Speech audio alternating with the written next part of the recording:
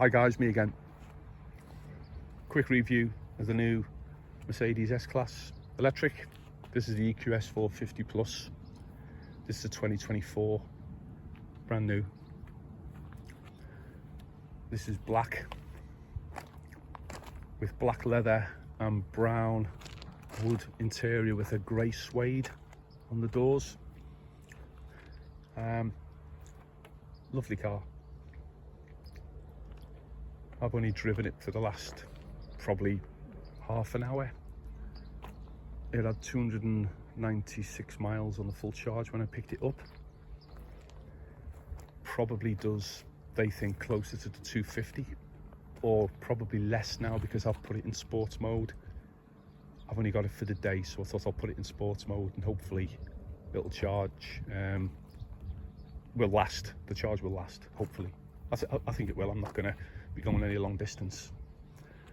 Well, yeah, I mean, I like the front. Little camera in the Mercedes sign, front facing camera, and 22-inch alloy wheels, pretty big P0 tyres on that. They'll probably be expensive, but the boot has also got a camera, so you push it on 12 o'clock to open the boot. There's your charging cable. Plenty of room in it. Electric boot again to stop to close. And then when you go reverse, this thing goes to 6 o'clock and pops up where your reverse camera's in the back. I like the shape. It's equivalent to the, well, it is the S-Class electric version, but it's equivalent to a long wheelbase. So you get that extra leg room in the back, which I like. Pop-out door handles, and you've got your own climate control in the back. Plenty of room, plenty of space here because there's no gearbox. Couple of charging points in the rear for your passengers. This grey suede, I like this grey suede stuff. Don't like the brown wood. It looks a bit old-fashioned. Burmester speakers, top of the range. This gloss black, I can imagine it's going to scratch really easy, especially if you've got kids. But I like the leather. The leather's nice and soft. And it comes with padded headrests which come off, which you can wash. Panoramic sunroof. Again, I like that. So, getting in the car, steering wheel, everything.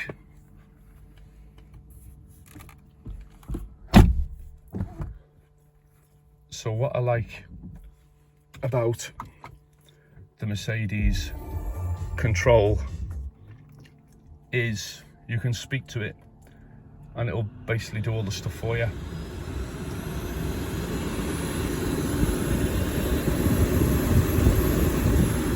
So, hey Mercedes. Hey Mercedes. How can I help? Turn the air conditioning on full. I'm sorry. Can you say that again, please? Air conditioning to maximum. I'm increasing the temperature to maximum. See, now that did that before. It's now put the heat on full, and it's 25 degrees outside at the moment. So I've asked it whether it's my accent. Shall I speak in German to this car? So I did ask it to put the air conditioning on full, and it's actually turned the temperature up to full. So I've done it myself now.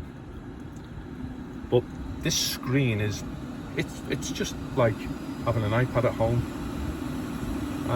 I like it. It's easy. So driving the car, is exactly the same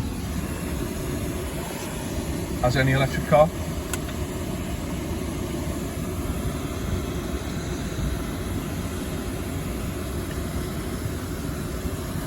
So you've got a stalk on the right hand side with P, N and D, park, neutral and drive, and then you press a little button on the side of the stalk to go into park mode, so it's just down for drive.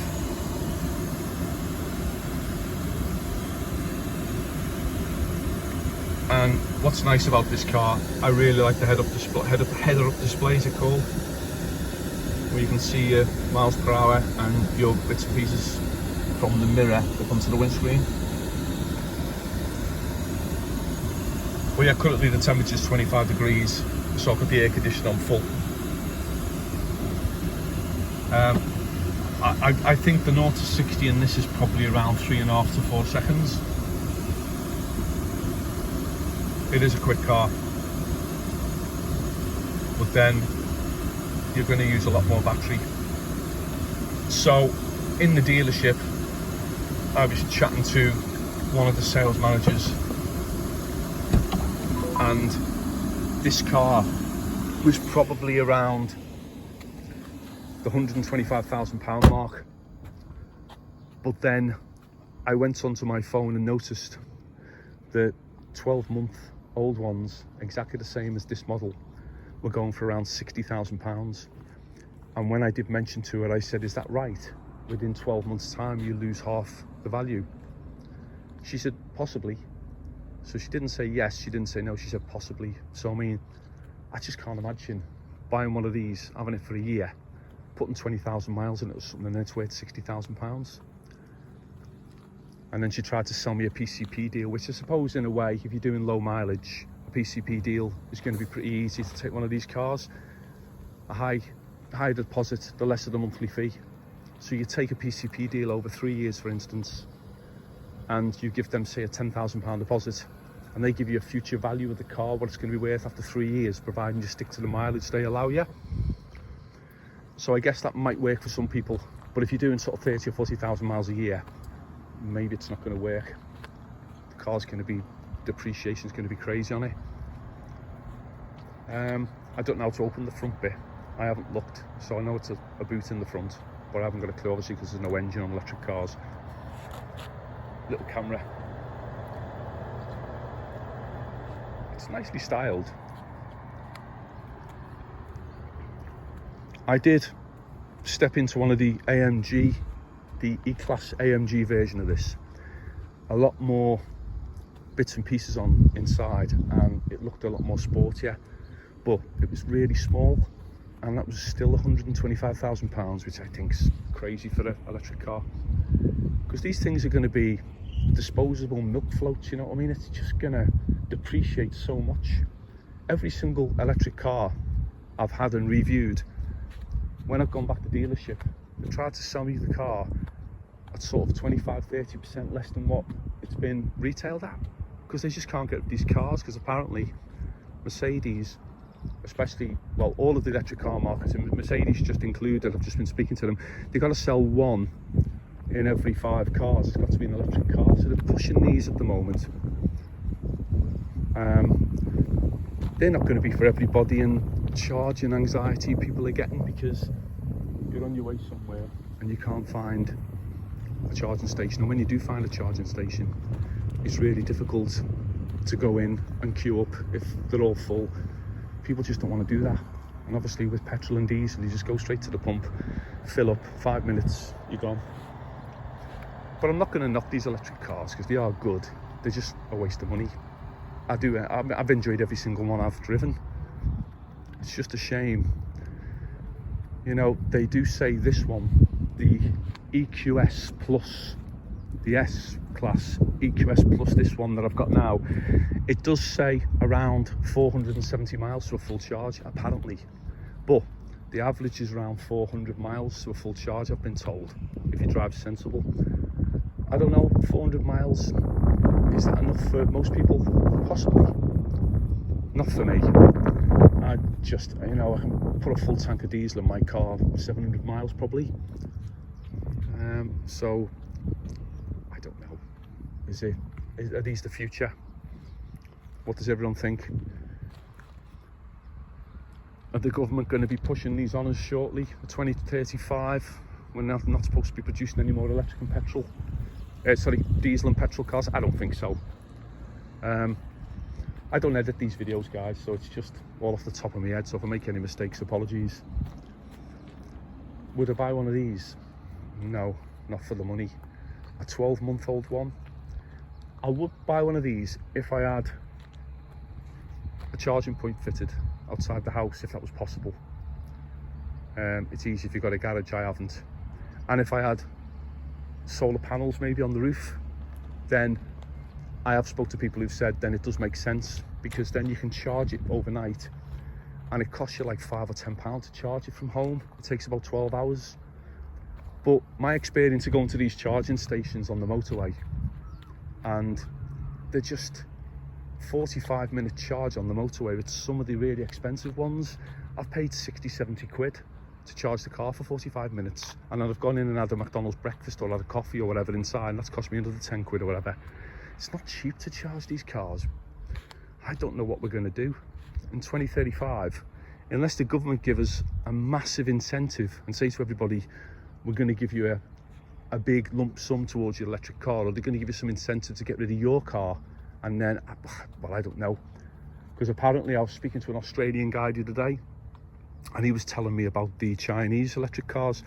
They start off around 15,000 English pounds and up to like 30,000 for the top of the range cars, and they're flooded Australian markets at the moment, and they're going to be flooding our market if they're allowed to. And I think that's going to reduce the cost and of everything, really. You know, Mercedes is going to have to put everyone, all these electric car manufacturers now are going to have to put their price down on the cars to try and match these Chinese cars that are coming over, which are just like little mini disposable milk floats, really. You know, I don't get it. Well, is electric the way forward? I don't think so. I think I was speaking to someone from Porsche the other day. I had a Porsche Taycan in one of my videos I'll give a review on, and he said there's a new biofuel that's come out, which is in between diesel and petrol, which apparently is good for the economy. It's good for the atmosphere, good for the emissions and stuff, but I'm yet to see that. They are putting it in their cars at the moment, Porsche. But the first Porsche Taycan I did, there's now another Porsche out, which is better apparently. It's the technology's better on it, and the battery life really is good apparently, because the last Porsche I did, I was getting about 230 miles to a full charge. Now apparently they're 400 miles nearly to a full charge on a Taycan. But again, the prices are coming down all the time. You know, you buy a brand new one of these, you know, I said like it's 125 plus if you spec it out, and then you put 25-30,000 miles on the clock, get rid of it after a year, you're going to lose half your money. I don't get it. Who can afford to lose sort of 60,000 quid in a year on a car? Depreciation, that's crazy. I don't get it. It's silly. You're losing £1,000 a week on a car. I can't see them queuing up for these cars. I really can't, not at that price. So then who's the customer to buy a brand new one? Why wouldn't you buy a 6-month-old or a 12-month-old one? I asked that question to Mercedes, and really, I don't know. Nobody. I'll find out later, I suppose, when I go back to the dealership. Am I impressed with these? I like the car. You know, I'm not going to deny it. I do like the car. Don't like the price. As I say, the grey suede's lovely. The brown, not too keen on. Brown looks a bit sort of old-fashioned and sort of a wooden tinny. You've still got that, but lovely leather seats, but like nice dashboard, suede dashboard. I like that. But then you've still got this plastic stuff, which Mercedes do in most of their cars, which to me is a bit cheap looking. For a car of 125 grand, I'd expect it to be a lot, I don't know, scratch proof. These things get scratched to bits. All these plastic things, especially when you get in the car with your feet every day. There's a mark on the seat there, which it looks like someone scratched it. Looks like someone sat in there with a pair of jeans on or something. Steering wheel's lovely. But as I say, the voice activation is not good. You know, asking the car to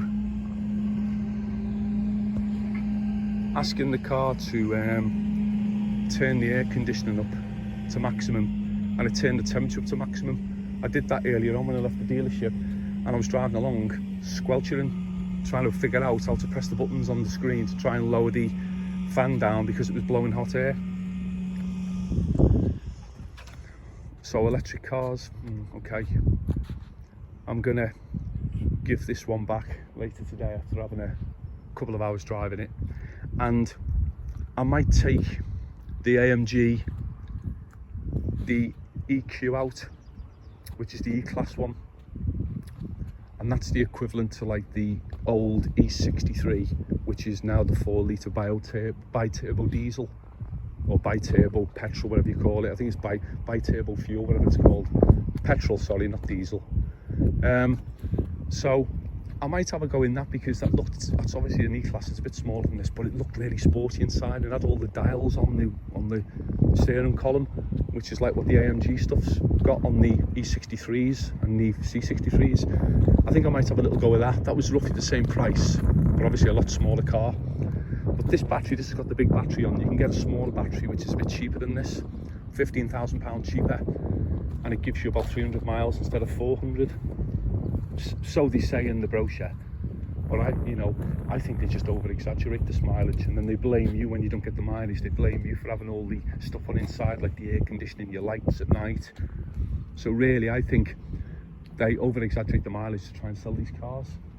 Because this one, when she said it does 470 miles, I was quite impressed. But then she said you're averaging about 400 maybe ish, which I didn't like the sound of. So again, would I buy one of these cars? I don't know. Maybe a second-hand one, 12-month-old one with 20,000 miles on the clock, I wouldn't mind.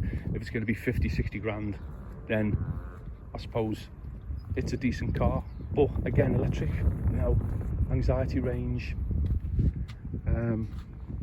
You know, I'm going to stick to diesel and petrol, I think, for as long as they'll allow you to, I think. Hybrid, maybe go down the hybrid route, possibly. I'm going to pick a Range Rover up shortly, which is a 2 litre hybrid, and it gives you 70 miles to the hybrid charge on a small battery, and then it kicks in and uses the 2 litre petrol. You can get a diesel version apparently as well. I didn't look into that, but yeah, I think a hybrid's going to be the way forward, really.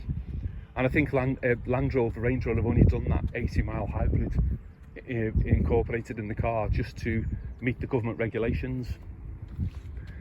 Okay guys, it's a long video this of me just yakking on. So this was the new Mercedes S-Class, the EQS 450 Plus, which is the extended battery range one. Thanks for watching, guys. If you like the video, give me a thumbs up. As I say, I don't edit these videos. You know, I'm not really bothered about doing adverts and earning money off YouTube for doing it. I'm just sticking these on here so people can see if a new car comes out. Just give you a rough idea. Okay guys, till the next one, see you later. Bye. Cheers.